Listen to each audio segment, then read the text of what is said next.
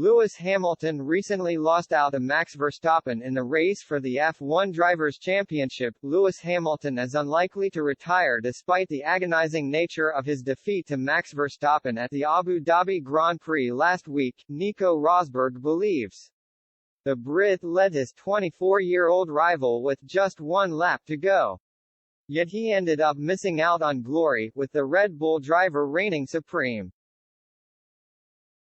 Hamilton and Verstappen went into last week's race in Abu Dhabi with both men level on points in the battle for F1 glory. The Brit was fastest out of the blocks and, with just one lap remaining, held an advantage over his Red Bull rival. However, Verstappen and Red Bull were able to up the ante and ended up securing the title, albeit in controversial circumstances.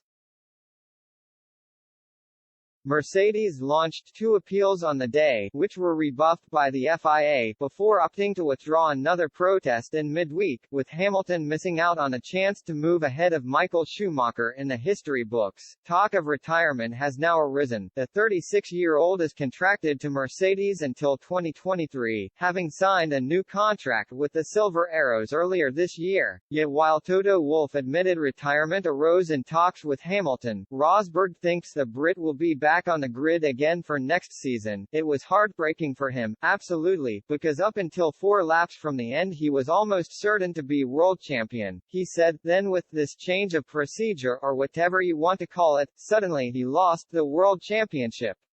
It was tough. It was extremely tough, but of course I do count on him being back on the grid next year and fighting to get back that world championship that kind of got taken away from him in a way. Rosberg also hopes that Hamilton and Verstappen serve up another classic next year, having been neck and neck throughout the entirety of last season. I do hope that Lewis and Max will go at it again next year, Rosberg continued.